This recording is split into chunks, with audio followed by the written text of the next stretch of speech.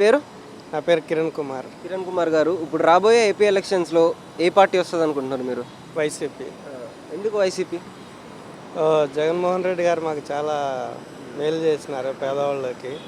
అమ్మఒడి కానీ, ఈ నాడు నేడు ప్రోగ్రాం ద్వారా కానీ ఇవి చేసినారు. అందుకని మేము ఆరోగ్యశ్రీ ఒకటి ఇది చేసినారు కాబట్టి మేము జగన్మోహన్ రెడ్డి గారికి సపోర్ట్ చేస్తాం.